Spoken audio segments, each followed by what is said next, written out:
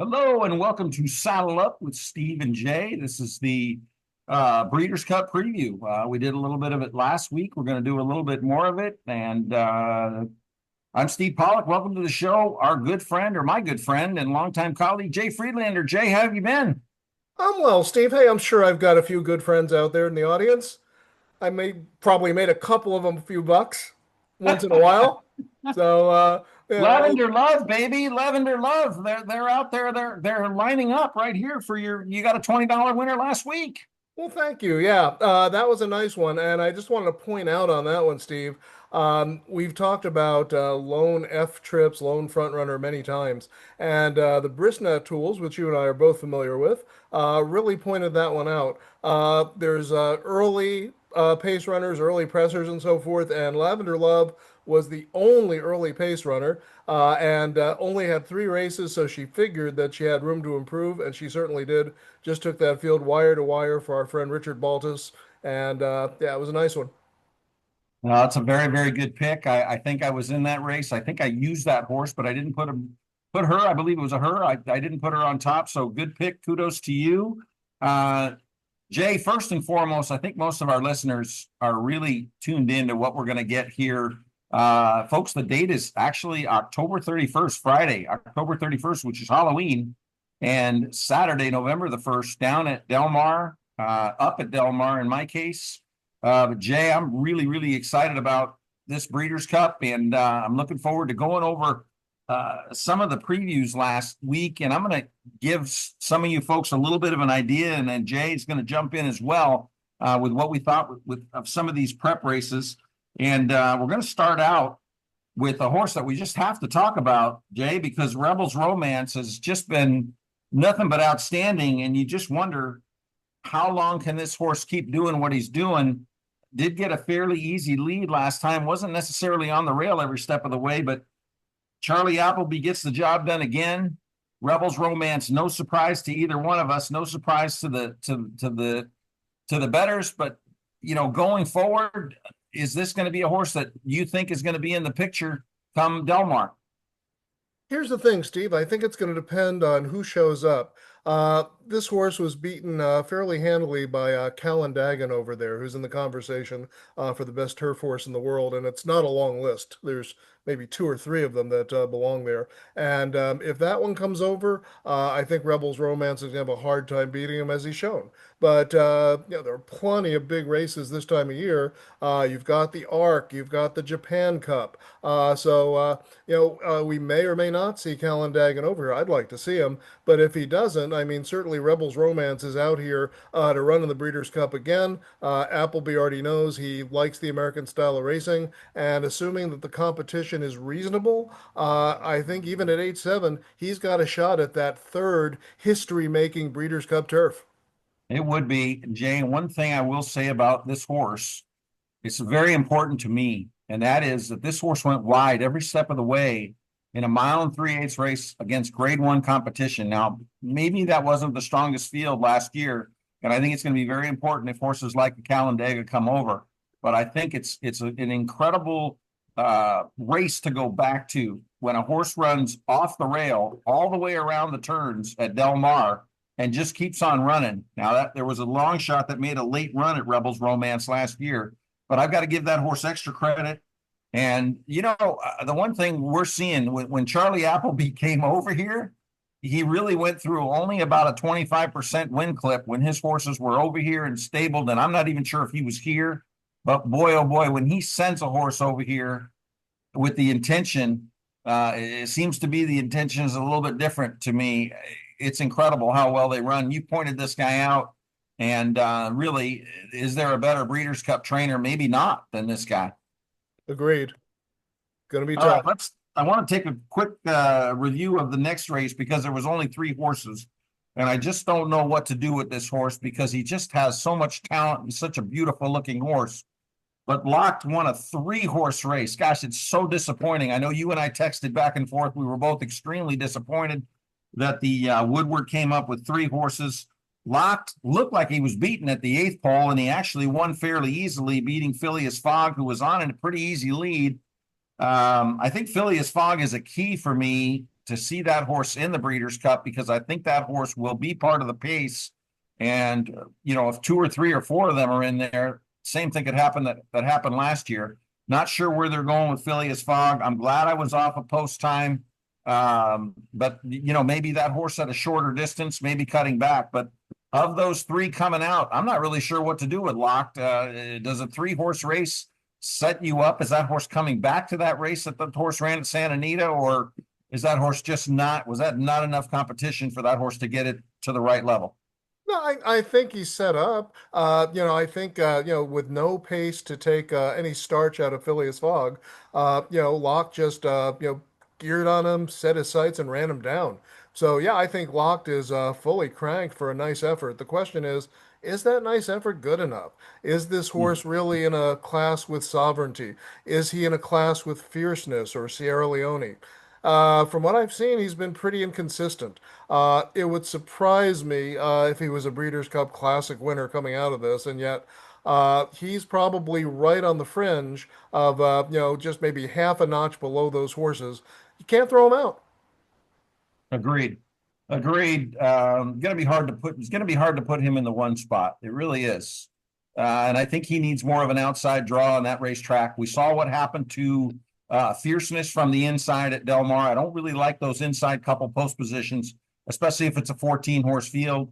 Going back and watching the trip from the Japanese horse that's coming over again this year, watching his trip from the rail, which wasn't actually bad. I thought that might be a horse I wanted to start keeping my eye on. But for those of you who are going back, I heard a lot of people say that horse had a bad trip. I disagree with that. I did not think that horse had that bad of a trip from the rail in last year's Breeders' Cup Classic. But that being said, I want to move on over to Santa Anita, where Johannes was very workmanlike. Good call by you, because Cabo Spirit did not get the lead, and he ran a very game second. Johannes is just better than those horses. There was no possibility of making any money with this horse paying 1-5. But there is something that I like about Johannes, and that is I don't think he put forth his best record, still got the job done. And I think that's a horse that could go forward. He's going to have a good draw. The pace is going to have to be right. I'm not throwing him out. I know that you said that there were some tough Euros, but one of the Euros he beat last year that I know is planning on coming over. I'm not saying this is my pick, but I think that prep race was maybe more what I'm looking for, even though to me, 1:34.1 is not a very fast time. It didn't look super impressive visually, but maybe that was a good race for him to go to run his peak race next time. So I thought Johannes's prep might be better than what some people think. Well, yeah, I agree, Steve. I don't think they wanted to squeeze all the juice out of the lemon. So I think he probably could have won by more if they'd really pushed him, but I don't think they wanted to. I think he's by far the class of our milers out here. Now, the question is, he was handled pretty easily by that group of New Yorkers led by Deterministic. And, the question is, was he just having an off day, or is he just a notch below those New Yorkers? And if he's a notch below those New Yorkers, it's going to be tough against some of those Euros. But like we saw last year in the Breeders' Cup Mile, Steve, he was half a length ahead of Notable Speech. And Notable Speech just ran huge in his prep for this. And that's another Charlie Appleby that's going to be loaded for bear. And if Johannes can run with Notable Speech, he can run with anybody on his best day, including those New Yorkers like Deterministic. So, yeah, I think he's in the thick of it, but I think it's going to be a very competitive field. Yeah, I'm not that concerned with his comeback off the layoff. He didn't break well. I just think he didn't run that well. And I like the fact that he moved a little bit forward. Now we're talking third start off the layoff. This has been the plan for them all along. They've done all the winning they need to do in Southern California. They stayed out of the Eddie Reed this year. I like the way the horse is heading. I've got to see the race shape I've got to see who else is coming.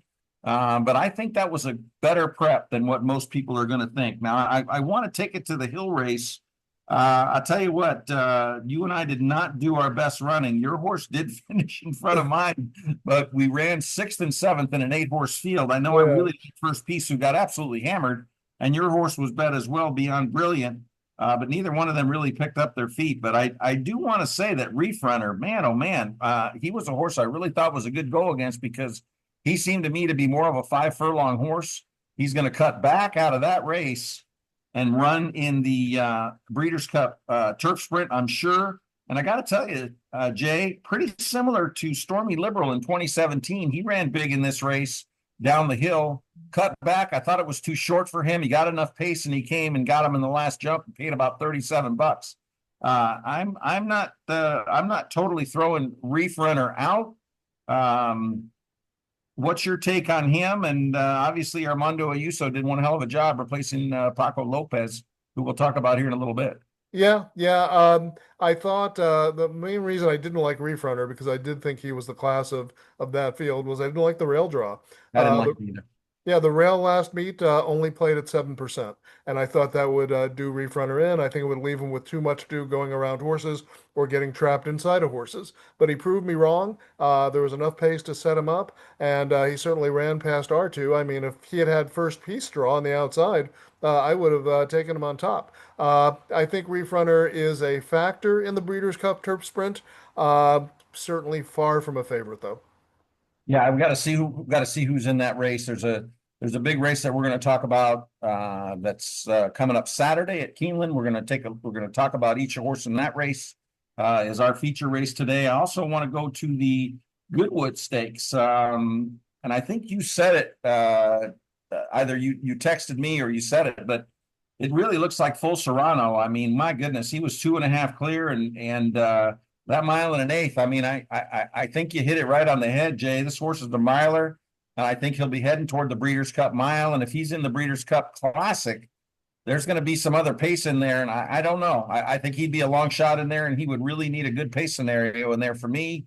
Cutting back to a mile, he certainly looks like that'll be his third start off a layoff. But boy, I think he really showed his true colors there. Nevada Beach, I mean, the final time wasn't bad. He came home pretty good. Not sure what else was in that race. I think Nevada Beach might be up against it. I did have the fortune to think that horse had a chance, and we hit a nice price horse there at $19. But Yeah, congratulations on that one, Steve. That was a great thank you. call. Appreciate that. And again, that's something that we talked about when we did our show for years and years with Alan. That's that improving 3-year-old that you're looking for at the end of the year. And from a number standpoint, I do use Ragozin, I do use Thoroughgraph. From a number standpoint, that horse had improved each and every start and was heading in a good direction. And you get Baffert at a price, which is obviously always pretty tough to do. He did get bet down a little bit, but 8-1, I will take on that runner. And but going forward, I just don't know where that race. I just don't see anybody. In First Mission, very disappointing. Kind of thought he was one of the three that could win that race. I thought he was pretty disappointing, Jay.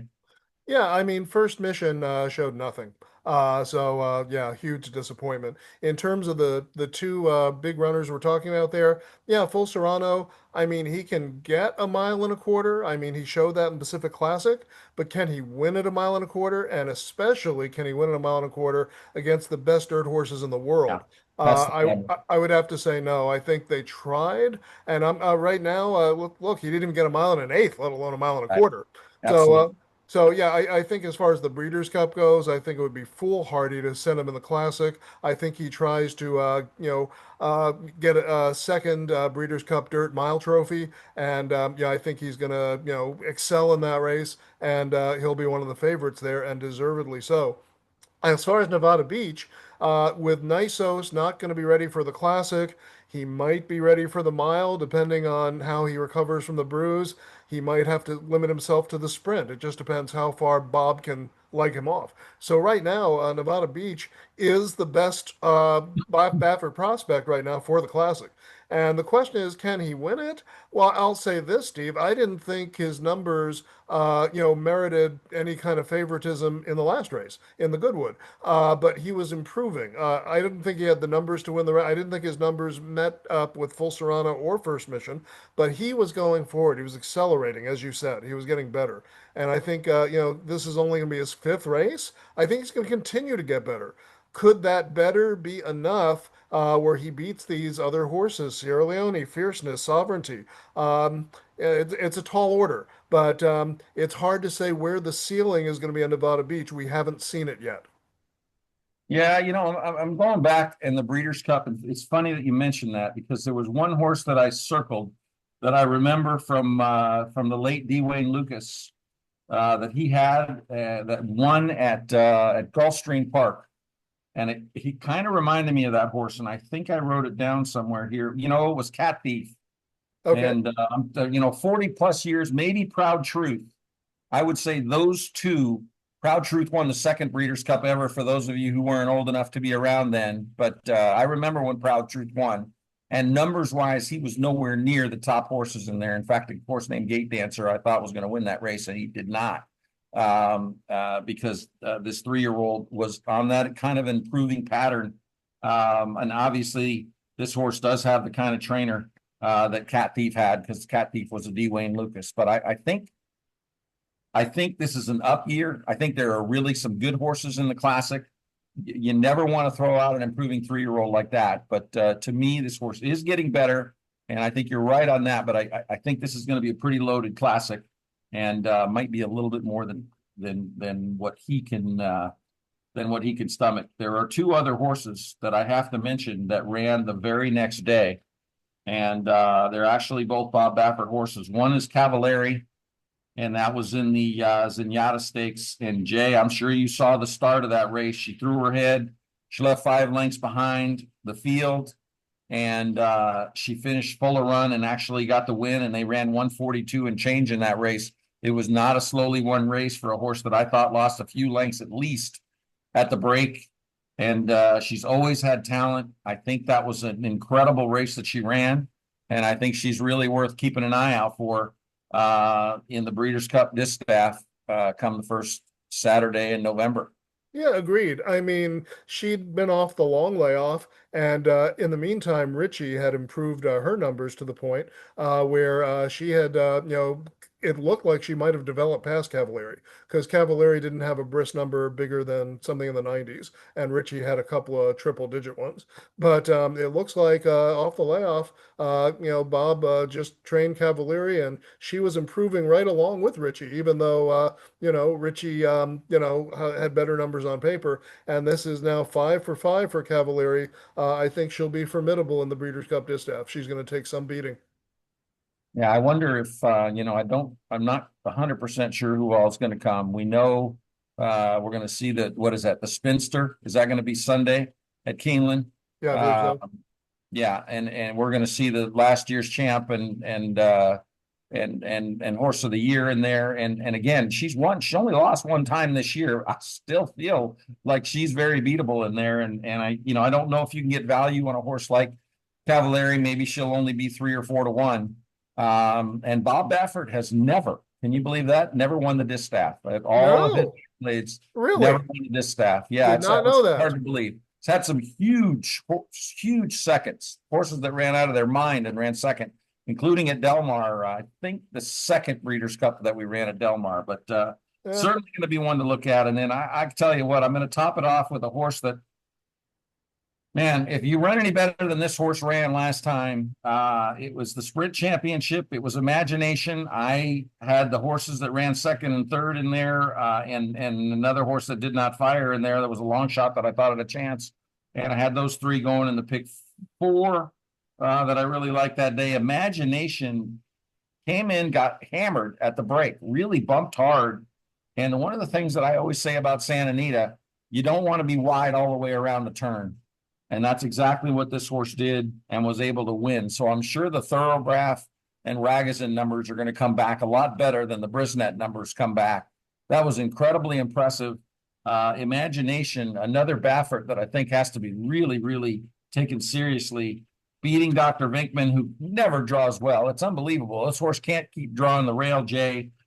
He did finish second, and I thought he ran good again, but boy, oh boy, you just got to get a little luckier next time. I'm going to give him a chance just based on that. I think he's maybe a cut below the best, but one day this horse is going to get a better draw and not have to have that hesitation around the turn like he always has to have. And I didn't see any excuse for straight no chaser. He was 2 lengths clear. He certainly didn't run as well as he did last year. And but maybe he needed the race. I don't know if that whole Dubai thing took something out of him. Yeah. Maybe he tuned up. I'm not sure where he's at. And I'm sure he's going to be some sort of a 9 to 2, 5 to 1 in the Breeders' Cup. Do you think he can bounce back? It's hard to say. Is he the same horse? Sometimes they come back from that Dubai trip and they're just not the same. So we're going to see what happens with Straight No Chaser. And yeah, at the moment, considering he's going to probably be a shorter price than his current form warrants, I'd look for somebody to beat him from a betting standpoint. Yeah, And just getting back to the distaff for a second, one I don't think we're going to have to worry about because she's really, turned the corner downward in a bad way, is Good Cheer, who was undefeated last year, was the 2-year-old filly of the year, and lately she's just been coming up all lemons.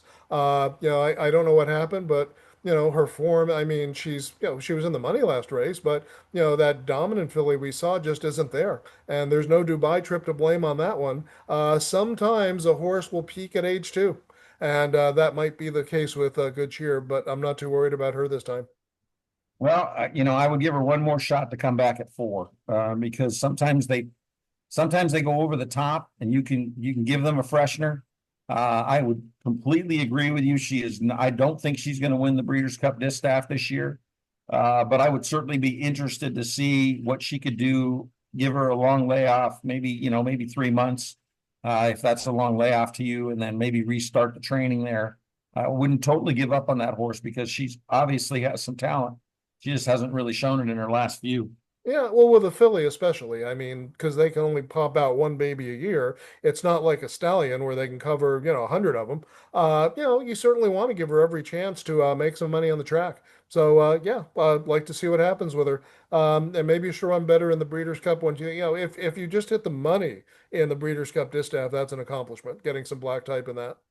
Absolutely. Absolutely. All right, Jay, our race of the day is going to be the 6th race at Keeneland. There are a lot of other stake races, and I did take a look at a couple of them. I had one mark, and that is going to be my race of the day, and that is actually going to be in the Champagne, which is race 7 at Belmont on Saturday. I just wanted to know if there were any of those races that you wanted to talk about. We could certainly talk briefly about them, but is there anyone in particular that you wanted to talk about right now? If we're just talking about all the big stakes races coming up, well, let's see. Just I've got them all queued up here, so I'll just run through any that really come to mind. Some don't. I would say in the Jockey Club Derby Invitational at Belmont, I've been rooting for Hill Road, but I got to try to beat him. Just has not shown any speed for Chad Brown. David Egan I like David Egan, but that's a downgrade from Tyler Gaffleone. And I think somebody's going to get away from Hill Road again, as they always have been. I think Hill Road's looking for his proper level, but 7-5 in that race is not the race to try to beat him. I'd probably look in the same race if I wanted to take a shot. Noble Confessor, who had got some early speed, early lead on Hill Road, and then fell behind in that tricky Nashville Derby over the Kentucky Derby, Kentucky Downs course. I think this one will run a little bit better on a flat track. He's 2 seconds for 2 starts at Belmont. So I'm looking for Noble Confessor to turn the tables on a more conventional surface. So let's see. That's the Belmont. I don't really have a. I would say my wise guy pick because Iron Orchard's going to be awfully tough in the Grade One for Zet. Just won a stakes by 6 lengths after breaking a maiden by 5 lengths. You're not getting. I'm surprised Iron Orchard is 3-1. This is one I would make 7-5. But I do think Chopsticks, another horse that has won a maiden and a stakes, not as fast, but this is Brad Cox shipping in, and Chopsticks at 8-1 is the value play there. So even though I do like Iron Orchard slightly better, I don't think Chopsticks is far behind. And when they've only had 2 starts, they can improve. Did you look at that race, Steve? I did. I didn't like that race, so I'm not going to give any opinion on there, but I agree with 100% of what you just said.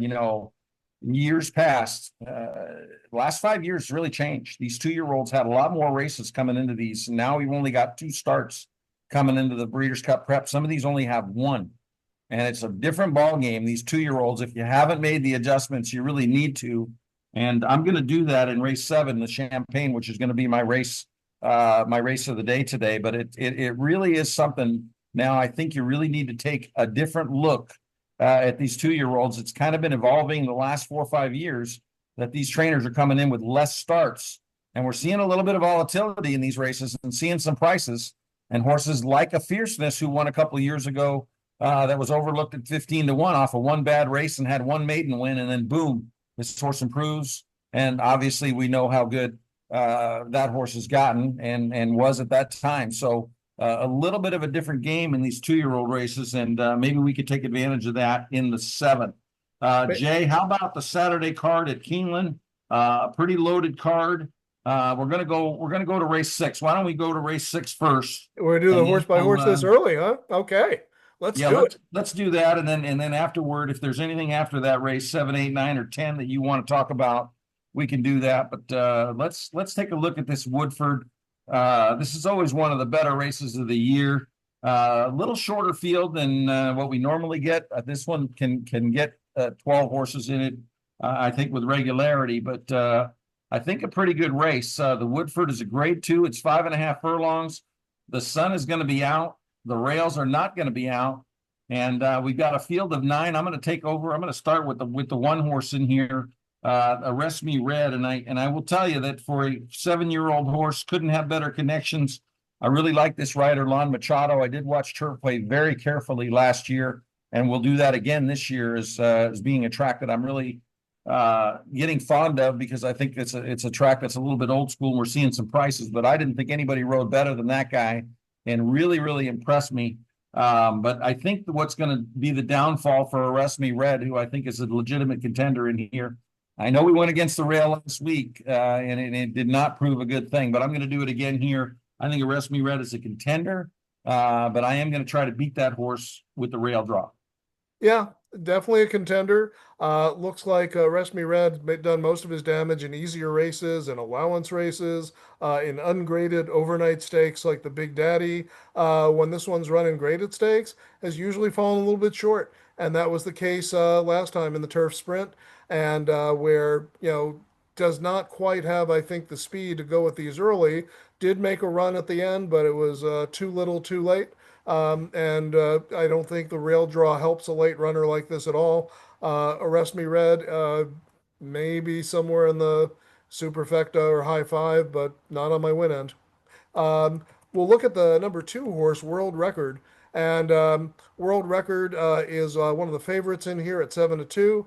And this one is coming off some nice races over at mostly recently at Del Mar, but has mostly been running this Midwest circuit, Churchill Downs, Keeneland, and has not been running on the turf at Keeneland, more on the dirt, where ran a nice maiden race and then won a classified allowance. So this one is making turf debut. This one is training for Rodolfo Brissett. Some of the viewers might remember when Bob Baffert was in the midst of his suspensions, his barn was dispersed to various trainers. Tim Yakteen got some of them, and Rodolfo Brissett got the ones that were in the Midwest. And this guy has worked consistently with Flavien Prat. Note, Flavien Prat winds up elsewhere in this one. No slouch. Christian Torres is the champion rider at Oaklawn Park. He's a fine rider. He's not Flavien Prat. World record in his turf debut, with some okay turf breeding, more on the bottom side. I mean, Gunrunner, let's face it, Gunrunner is a dirt sire, not really a turf sire. This one comes out of Exceed and Excel from Australia. Pretty good sire for dams on the turf side, but not an overwhelming turf pedigree. And I'll probably have world record somewhere on tickets, but not on top. Yeah, I'm passing on World Record. I gotta say, I know we're both huge Flavien Prat fans. Terrible ride last time. Just an absolute stiff job. And sometimes you see top riders like this where they make a decision when they go out that they're going to change the style of a horse. If he told Rodolphe Brissett that they were going to rate this horse last time after the way that horse had run 4 or 5 races in a row, that's a one-way speed horse. He ran extremely evenly. Lovesick Blues came and got him, and Hijazi never caught him. I could not believe how Pratt grabbed that horse. So Torres is on the horse right now. He's a jockey that will send. I agree with you on the turf breeding. I don't like it that he's inside the other speed, but he's going to provide a fast pace. And at 7-2, I think he's a very good go against him here. I'll pick it up with Joe Shiesty. And, Joe Shiesty did not have a good start last time. If he gets a good break, he's got a better chance. But the problem with Joe Shiesty is he is part of this speed brigade, a nice rider here, and perhaps a good rider change, because I'm not sure how good a turf rider Lon Machado is. We were already talking about him in Arrest Me Red. I think Joe Shiesty is up against it from a pace standpoint. Should be in between Doncho and World Record, and wouldn't shock me here at a price. Very nice looking horse, but I'm going to pass on Joe Shiesty in the sixth race here. Yeah, Steve, it's some really interesting trainer chess here because, as you mentioned, Juan Machado was the rider of Arrest Me Red last time. Wesley Ward puts Juan Machado on, excuse me, Juan Machado is switched by Wesley Ward onto Arrest Me Red, is what I meant to say. And they're 2 for 2 together. But if you look at Joe Shiesty, trained by Eric Foster and now ridden by Tyler Gaffleone, they're 4 for 4. So you've got to wonder where that call was made. That's where you'd like to be a fly on the wall and say, who made the decision? But I have to say, since we don't know that, I'm not going to worry too much about it. Joe Shiesty did not get off clean. He got a bad start, stuttered at the start, and pretty much lost all chance. The race before that, however, got the lead over Arrest Me Red and held that lead to the bitter end. And drawing outside of Arrest Me Red, I don't know if Joe Shiesty is the one I like on top, but gotta like him better than Arrest Me Red drawing outside like that. Yeah, I hear you. You and I have talked about that. Probably one of the things, and I mean, you and I agree on a lot of stuff, but the rider stuff, I have always felt like I don't want to, I don't want to know who the jockey agent likes. I don't want to know who they're picking, who they think is a better horse. If I can't figure out who I think is a better horse, and I need to factor in the jockey change, I just don't like doing that philosophy. But I would just rather have the better jockey in this case, which I think you do. This is just not a horse that I like because it just doesn't look like it sets up for him. This is a turf course that really favors running in the middle of the track and being on the outside in these turf sprints. And this is a speed horse that has world record next to him with an aggressive jockey, and Doncho to his outside. It just doesn't look like the race sets up for him. And that's why I'm passing on Joe Shiesty. But he certainly has some races that are extremely competitive. He's just a 4-year-old. And he's pretty lightly raced this year, only has 2 races. So would it shock me? No, it wouldn't. I'm just going to try to beat this guy. Okay, we'll move on to number 4, Outlaw Kid. We were wondering what happened to Flavien Prat. Well, here you go. Flavien Prat riding for George Weber. He rides a decent amount for him back in New York. Not that much in the Midwest. In fact, he's only ridden 7 races with him on this circuit, and they're 14% together, so not remarkable. And yet, you see Flavien getting off one of the race favorites in World Record to ride this guy. And this guy is someone that's unlike World Record. He's got an extensive record on turf. I guess there was something that Flavien or his agent liked about this one. Has been facing, kind of average overnight horses and hasn't exactly been dominant. The 2 graded stakes, the Nearctic at Woodbine and the Troy the Troy's actually washed off the turf. I remember they were having tons of bad weather at that time, and they had to reschedule that day. But yeah, this one certainly doesn't look like he's going to dominate the race. But with Flavien aboard, I'm giving him a shot. Outlaw Kid is going to be somewhere in my considerations here. On top, maybe. Yeah, this horse definitely has the talent. If they put it together in the right direction, that's a rider change that I take note of, because I think what this horse is going to do is he's going to go back to what he did the race before, which is sit and finish instead of going to the lead like he did last time. So does this horse have a chance? Yes, he does in an open race. It's not in my top 3. If I was spreading deeper in the exotics, especially at 10-1, I would use him, but Outlaw Kid is a contender. I'm just going to pass on him. And again, you were talking about being a fly on the wall and on this jockey thing, but I tell you the truth, if I was an owner of World Record, Windstar Farm, I would have taken Flavien off of that horse, especially if I said I don't want you to do what you did, because that horse was the only speed in that race, and I couldn't believe Flavien grabbed him. So I'm not shocked that he's not riding world record in there today. But that's why I don't like to use that information, because a lot of the times you don't know why that is and why Flavian is on this horse. And it might be, if again, if I was the owner of that horse, there's no way Flavian would be back on this horse again. Fair point. And sometimes a jock commits early, and then the other horse that you would expect them to be on doesn't get committed to the race until later when the jock that's been riding him already is committed to the other horse. That happened in one of the Breeders' Cup races last year.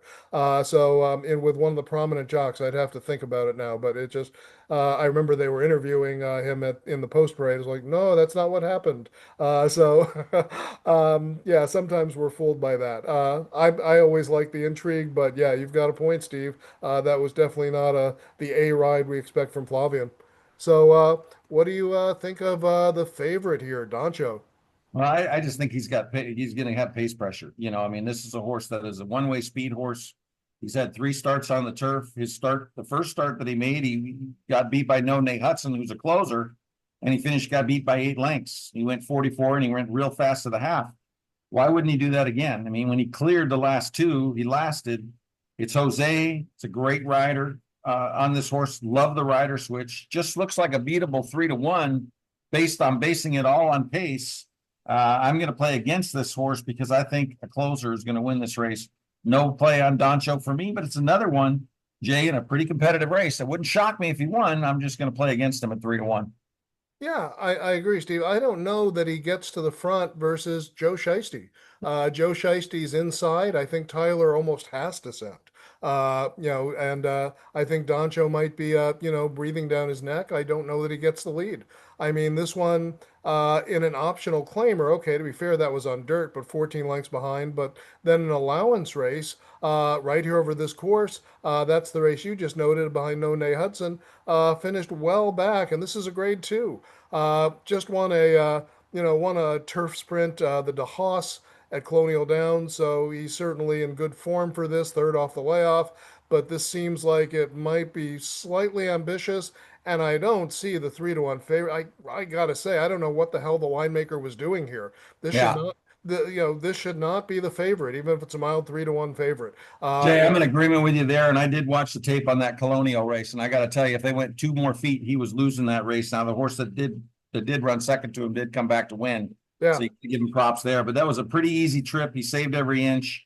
I was not impressed by that race. I do not know why this horse is 3-1. I a lot of respect to the connections in here, especially Jose. He's riding as well as anybody in the country on turf, but this horse is a good go against to me. Yeah, not with my money, Steve, I'll tell you. Okay, number 6, Charcoal, another one that's not going to get my money. 30-1. This horse might have the least chance of anybody in here to me, unless you see something, but just finished in a grade 2 at Kentucky Downs. And to be fair, that's a tricky course. It's hard to judge, but 10 lengths back there. But then at Ellis Park, which is a conventional course in Indiana, he was 2 lengths off, much lesser company than grade 2 company.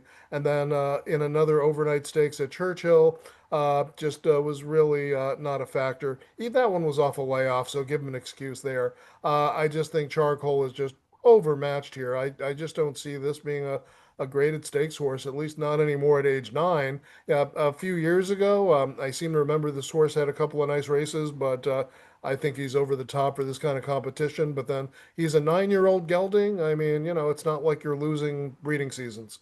I don't understand why they're not dropping this horse. I mean, he's a 9-year-old gelding. He's not going to get claimed.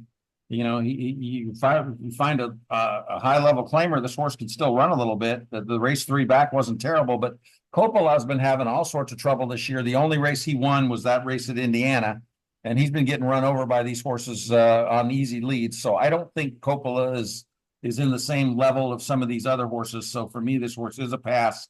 I'll pick it up with Governor Sam. This was my pick in the Breeders' Cup last year in the juvenile race. He had the lead until very late and was run down, was beaten a length in that race. And they've done something with this horse that I think is worth noting for today or for Saturday's race. And that is they took the blinkers off and they rated this horse last time. He got a little bit further back on that good course at 6.5, which might be a little bit far for this horse. But it just looks like they're changing this guy's style. He rated a little bit with the blinkers, two back, went four wide, and he did get run down in there. I just think that this horse is coming into this race very well. I really like the fact that Irad is sticking here, and I think this horse gets the right trip in here today at 6-1. I give this guy a good shot to run a big race today.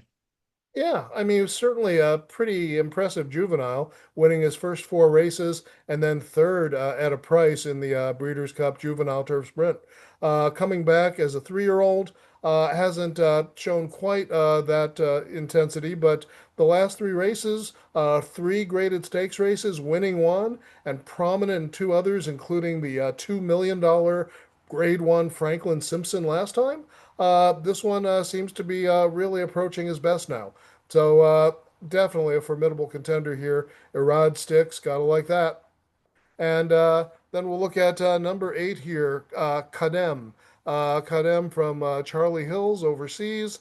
This one is making his second American start because last year he came in for the Kentucky Downs Turf Sprint, which I think was at least 1.5 million. And they don't run for anywhere near that in most of these comparable races in England. So can't blame them for going after the Cass. That's where you saw all the big jockeys when Kentucky Downs was going, and who can blame them? This one closed nicely for second over that European style course at Kentucky Downs. So he figured to like it, and he did. Frankie Dettori got familiar with him last time in the renewal of that race and finished good third and a little bit closer. Kadem is certainly a horse that figures to be a contender versus these. He's been facing considerably better overseas and good horses here like Cogburn. So, yeah, Kadem's got to be in the thick of it for me. I didn't really like the race that he ran last time. Didn't run as good as he did the time before. That second to Cogburn, who was just so sharp. To me, Howard Wallowitz was kind of stuck down on the inside. Finally got through, but he could have been 2 or 3 lengths better than that. And the winner in there was a price horse.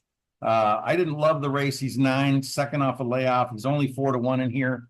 Again, it's another horse, and that's what makes this race tough. It's another horse that I think has a chance that I'm going to try to beat in here. And you got to realize that, folks, when you see races where you're giving 5 or 6 horses a chance in a 9-horse race, make sure you get a price.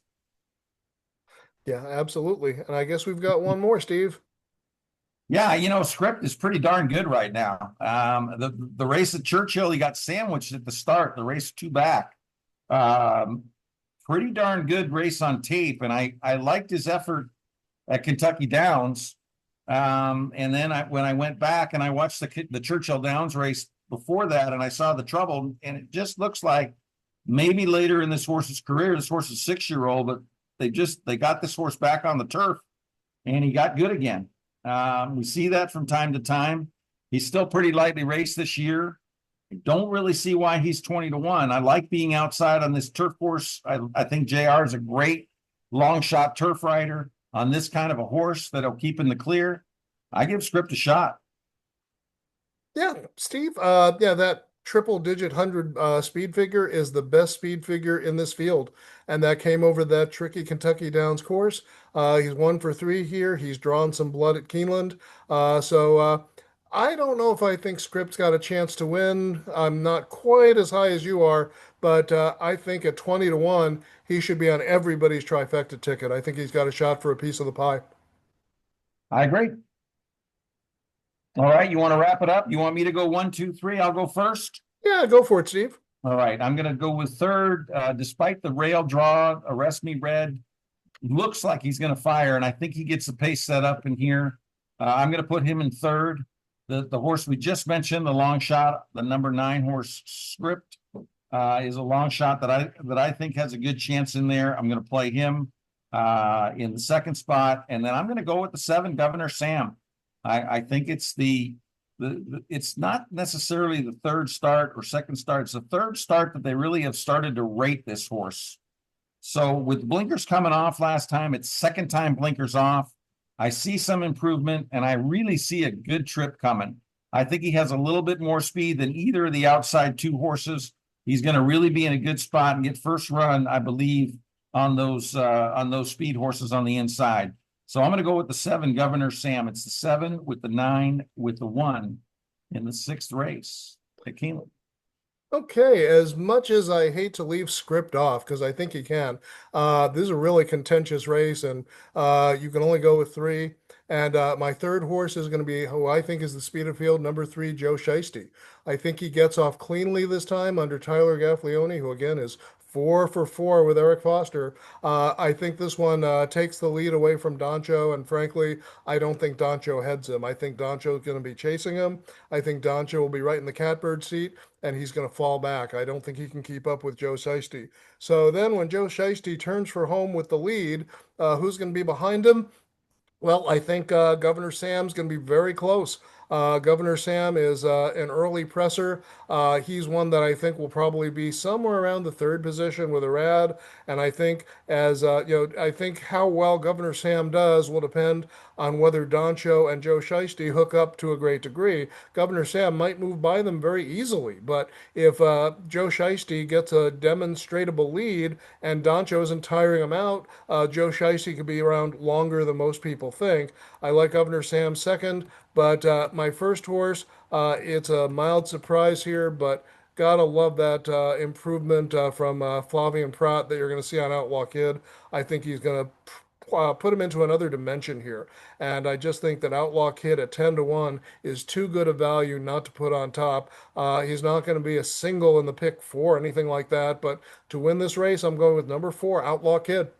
All right, nice price. I like it. You know, this is a race when a lot of price horses can win. This is the kind of race that I've told myself, you know, if you really think 4 or 5 horses can win, make sure that when you're playing a horse in here, you're getting 5 or 6 to 1. You just don't want to play horses that are lower price than that. When you see 4 or 5 hitting the wire and you've got to get the right trip, I like what you've done, because if you think you got to get the right trip, you're playing Flavian Pratt. There's no question right now in a grade 1 race, a grade 2 race in this case, who I'd rather have on my horse.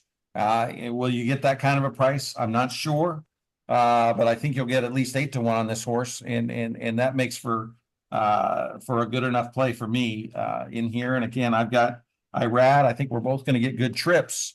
Jay, this is not a bad race to find 3 horses. You know, if you were to like the top 3 in there for you, 3, 4, and 7 to do, instead of doing a 3-horse exacta box, you could play it where they run 1, 2, and 1, 3. I think we've mentioned almost every horse. So for me, and again, you can word it how you would word it, but if I was going to use your 3 horses, I would go 3, 4, 7 with 3, 4, 7 with all, instead of playing an exacta, because if that exacta hits, you're hitting that try. And then I come back and play 3, 4, 7 with all with 3, 4, 7. They got to run 1, 2 or 1, 3. And if they run 1, 2, 3, you catch it twice. Exactly, Steve. And that's a ticket I've put forward many times, and I'll be considering that as I formulate my strategy. But yes, that's definitely a great way to play it. So you mentioned other races on the card. There's a slew of great races. I mean, we've got great races. Great preps mostly at Keeneland, but 2 good ones at Santa Anita as well, plus a couple of other almost as good ones there. So this is really a day to play. But the one I'm going to mention is the Grade 1 First Lady. And this is a really competitive field. It's one you don't want to settle for too short a price. The favorites on the also eligible list, Special Juan, and so I'm Special. sorry, Jay, I hate to interrupt you. What race number is that at Oh, Keeneland? that's race 8, the Grade 1 First Lady. Thank you. Yeah, Special One, the favorite may not draw in. So by default, the favorite on the main draw is dynamic pricing from Chad Brown. And, obviously, anytime you've got Turf and Chad Brown, you immediately check that box. Okay, I got to cover this one. And dynamic pricing has just been a model of consistency. No early pace, comes from off, sets his sight on the leader, and just nailed him 3 of the last 4 times. And the other one was a grade 1 Diana, so you'll be excused for not quite getting there, but certainly beat some good horses, including Special One that I mentioned, who's the favorite if he gets in, and including Rakia, who is the number 2 horse, and Rakia is another horse that has some ability. But the one I really like here, Steve, there's actually 3 shippers in here from overseas. I think while Great Generation at 20 to 1 has a decent enough shot in here, but the one I really like is number 6 Simmering under Luan Machado. Ollie Sangster has been a very successful trainer overseas, does not ship as much here as, say, Aidan O'Brien or Charlie Appleby or Andre Faub, but Ollie Sangster's had some success here. This one has been a little up against it as a 3-year-old, facing some very tough fields. That Coronation Stakes, for instance, is $1 million race, and there was some really tough competition in there. But what really caught my eye, if you look back, this one in the Grade One Mogliar Stud Stakes finished just 1 1/4 lengths behind Lake Victoria. Lake Victoria was absolutely dominant last year as a 2-year-old. Okay, to be fair, she didn't do as well against Lake Victoria this year. But there's no Lake Victorias in here, Steve. This is the easiest field Simmering has ever faced, despite it being a Grade One at Keeneland. And I think at 12 to 1, that's a ridiculously good price on number 6 Simmering. All right, Jay, how are we going to play this? Well, this, of course, isn't my play. Oh, So you just asked if there were any races I like to Keeneland. But since you asked, the way I'm going to play it is the exacta wheel. It's going to be the dollar with shimmering on top and shimmering on the bottom. Six with all in all with six will be my play. But this is not my official play for the podcast. I don't know why. Really don't know why. Maybe it's because the horses that come, but I tell you what, Europeans that come to Keeneland do well. I've just noticed that over the years, and maybe more so the last 3 or 4 years. I've been playing every single one of these turf races, and they really do well in here. And this is still a young horse, Jay, and there's no reason that this horse can't up and run a good one. Um, that could be a really good pick at a very, very nice price. All right. You want me to go with my pick of the day first in here? We ready to do our official picks? Let's do I it. think we are the official one. That one was only going to be official if it comes in, that last one that we picked. It's gonna, Exactly. that's what we're going to make it official. I'm So, going to go but with Steve, 2-year-old Reese. and Steve, I'm guessing you're not going to be on the heavy favorite in that one. Am I right? You're right on that race. Yes, you are. Yeah, and this it's our time ran a very nice race. 17 length winner. Couldn't have been more impressive for sure. But there's a horse in there that I played last time, and I just thought that this horse ran a much, much better race than looked. And the horse was a short price last time. I had singled this horse in some exotics, and she didn't get the job done, or he didn't get the job done. But anyway, it's a 2-horse Stradale, and this is from the Steve Asmussen barn. Um, Double bias horse for me. Both tracks that this horse caught, I thought the track was kind of speedy on the July the 9th race. This horse did not get off to a good start, got behind horses, and was favored in that race. And then last time, I tell you what, all it says is bump start. This horse went inward, uh, almost bumped into the fence, and then came out and got bumped. And I really thought that start hurt this horse. There was no real reason for this horse to get run down. You got to give the horse credit that ran this horse down, except for that start. And again, that track I had is an outside closer track. Closers went all day long there. This horse only got beat a neck in there. So I think Stradale is a lot better horse than looks in the racing form. And I'm going to play this horse to win in place. These 2-year-old races are very volatile. We see a lot of horses. I mean, you don't see too many horses win by 17 lengths like this. It's our time, but he is going to be such a short favorite. And has to stretch out to a mile as a lot of these do. I'm going to go with Stradale to upset in here. So it's a win in place bet on the 2 in race 7 out at Belmont. The 2 Stradale win in place for me in the 7th race out of Belmont on Saturday. And Steve, you're going to get paid if Stradeo comes in, and this is another young, developing horse that's loaded with talent. So, rooting for you there. I think this one's got a shot too. That'll definitely be on my ticket. So I guess it's time for my 2 official picks. We're going to look at Keeneland Race 4 here. And the favorite here down at the bottom is number 10, Tenacious Leader. This is from Todd Pletcher. But you will notice, Steve, Arad Ortiz, who didn't ride him last time, is not aboard. Tenacious Leader has the best turf race of the bunch, a strong second in the Grade 3 with anticipation. And that one, that was a good horse. Is that Zulu Kingdom, I believe, is the horse that almost, I think that one is Breeders' Cup contender Been as tough, well. been in a lot of races back there. Yes, sir. Yeah. So you would think Irad Ortiz, he didn't ride the Breeders' Futurity, but out of all the riders Irad rides for, trainers, and he rides for a lot. He rides for Chad Brown, even though he doesn't get Chad's best horses all the time now, because Flavian Pratt is now Chad's, first call rider. But he still rides a lot for Chad. He rides a lot for Saffie Joseph and Wesley Ward. But Todd Pletcher, I would have to say, out of all the trainers rides for, and a lot of people want him, usually he rides, all the best Pletcher horses. He's not on this one today, and that surprises me. But I have to look at the horse that he is on, and that's number 7, Anagata. Anagata, you look last time. Wow, that was a terrible race. 13 lengths back, 13 place, 20 lengths back. And when I look at this one, I look at it and I say, you know, is he really that badly off form, or did Luis Saez make a tactical error by trying to put him in the race too early? I mean, you'll notice he was pressing the pace from the beginning. That's not how this guy runs.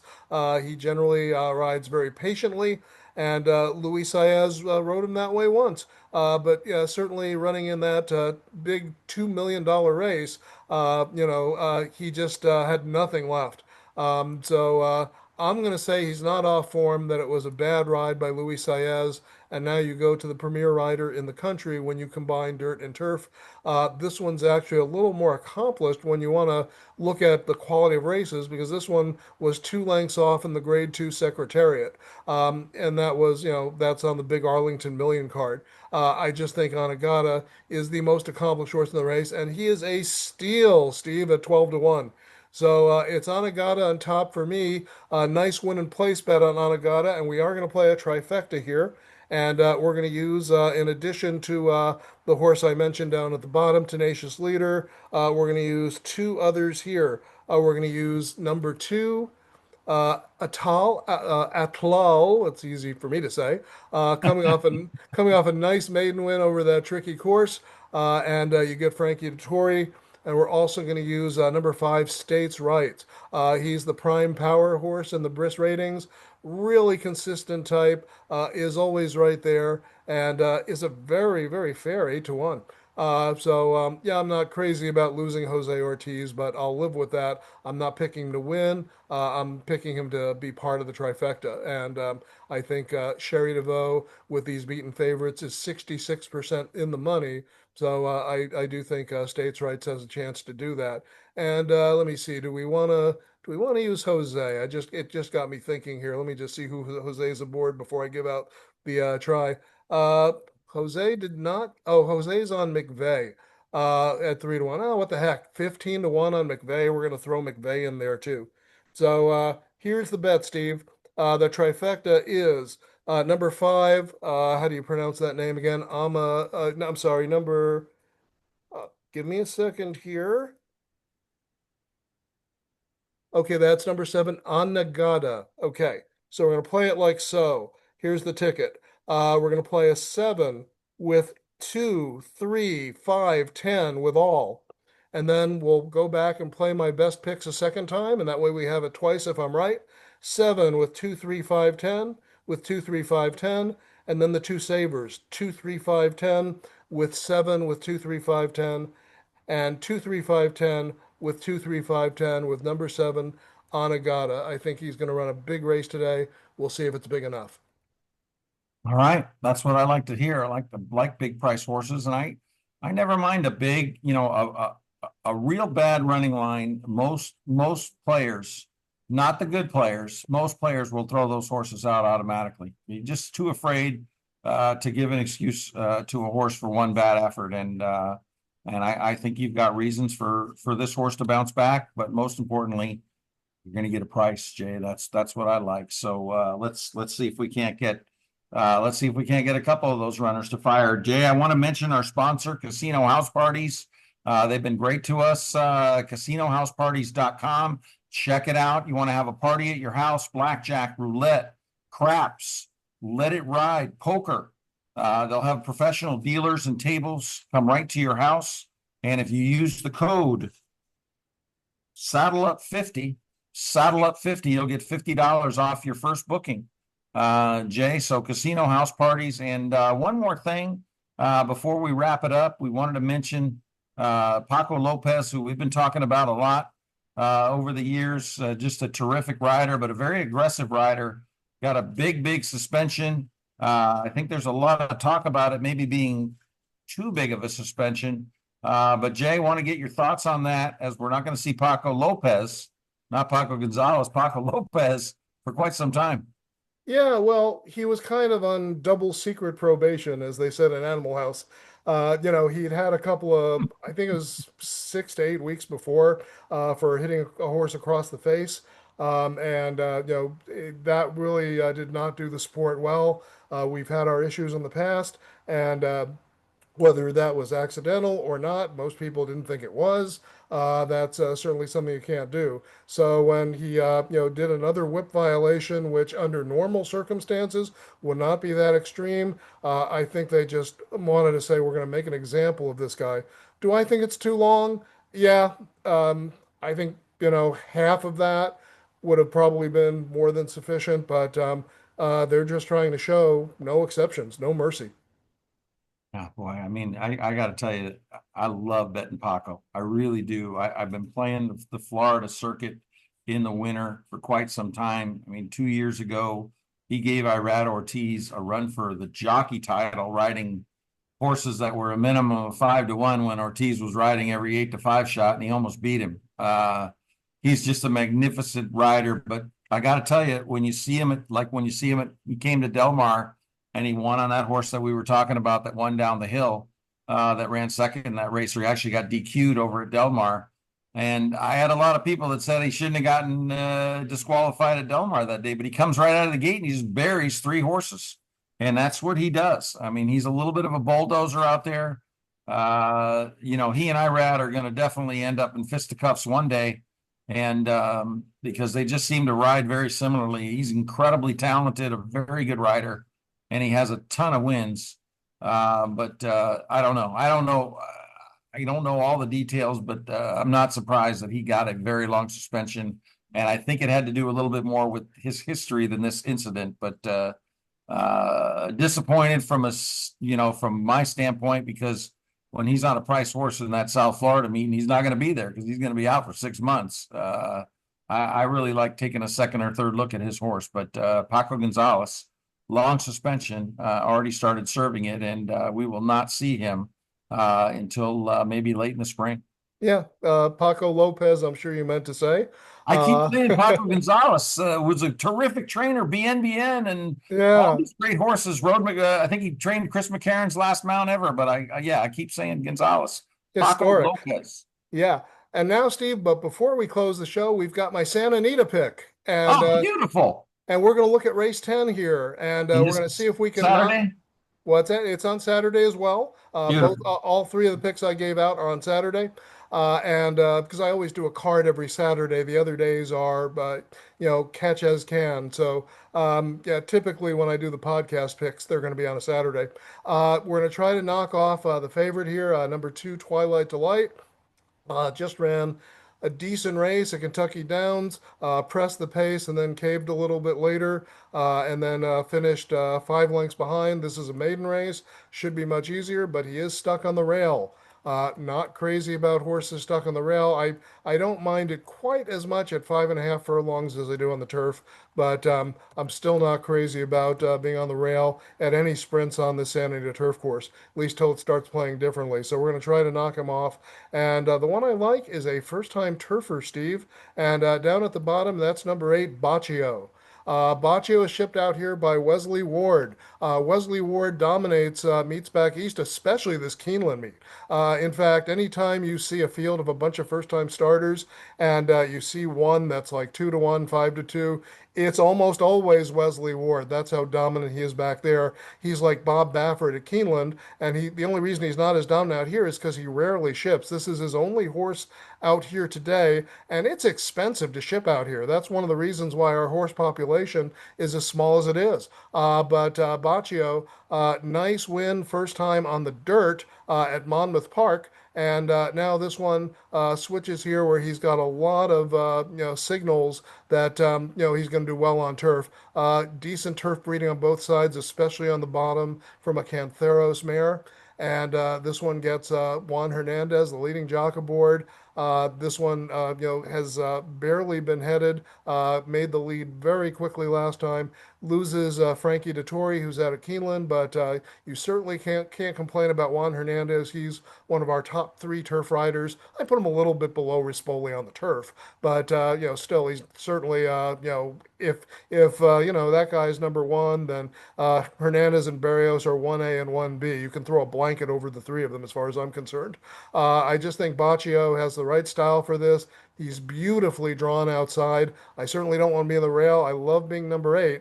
Number eight, Baccio at a nice 6-1 price to take a minor upset in the Speakeasy Stakes to close it out. You talk about intention, and to me, this horse, their intention is to run in the Breeders' Cup. They're not coming out here just for this race. They're that to me looks like a horse that's going to run in the Breeders' Cup. If he wins this race, he's going to qualify to run in the Breeders' Cup, and I think that's what they're trying to do. And remember how dominant Wesley Ward was for a couple of years there. He had a little bit of a down year last year, but he's been terrific with these horses. How are we going to play this horse, Jay? This will be another trifecta bet, Steve, and we're going to use the following horses in it. In addition to, you of course got to use Twilight Delight. Certainly, has been running against the classiest company despite the rail draw. I also like number 6, Ventry Stand, who closed like dynamite to take that race at Del Mar under Hector Berrios. Hector Berrios rides him right back. We're also going to use number 10, Arkadelphia, who's a big 20-1 and has some decent figures to match. Broke his maiden last time, finally, in the fifth try. And Edwin Maldonado will certainly get him out there. He'll be prominent and will be in the mix and will be, wheeling out there in that outside post. I don't think he's going to have a lot of pace competition early. I think he's going to probably make the lead. And then number 12, Thirsty Rebel, is another one we're going to use. That 90 brisk figure on the dirt was a good one. I think it's the fastest one recorded here, even though it was on the other surface. And then almost won the I'm Smoking Stakes in his second start. I think this one's going to be overlooked at 5-1. So we're going to play the exact pattern that we used before. We'll play 8 with 2, 6, 10, 12 with all. Then we'll play the best ones again, 8 with 2, 6, 10, 12 with 2, 6, 10, 12. And the two savers, 2, 6, 10, 12 with 8 with 2, 6, 10, 12. And 2, 6, 10, 12 with 2, 6, 10, 12 with number 8, Baccio. Nice win bet on number 8, Baccio. I don't think the price, because it can probably bet down a little with Hernandez, will probably justify a place bet, win only plus the trifecta. All right, Jay. Good looking horse to me. 5 furlong race and the Speakeasy, definitely a nice Breeders' Cup prep. Not going to be a lot to go by going into that race, but this will be a good one to watch. We'll see if there's a contender coming out of this race that could do some damage down at Del Mar. All right. Anything else that you wanted to talk about? No, Steve, I think we covered it pretty well. It's great to have one more week of Breeders' Cup preps. It's even better than last week with Breeders' Cup preps from 3 different tracks. I think it's going to be one dynamite day of racing. So, really looking forward to it. And then we'll come back next week and we'll cover the Santa Anita card, which includes overnight stakes plus the Grade 1 Queen Elizabeth from Keeneland. So we'll come back and do that one. Then we'll probably take a 1 week break and then we'll do our 2 Breeders' Cup cards. And those should be a lot of fun. And as I teased before, we're going to have a special guest on one of those shows. And you're going to have to tune into the Breeders' Cup shows to find out. Absolutely, we are. I'm excited about that. And I have talked to this person recently. So that being said, we're still not going to say who it is. So a little surprise for everybody. So again, thank you all for listening. We appreciate you. Thanks again to our sponsor, Casino House Parties. And I hope you all have a great weekend of racing. Taking a look at Keeneland, Belmont, and Santa Anita with all those Breeders' Cup prep races. Enjoy yourself and do well. All right. Have a great weekend, everybody.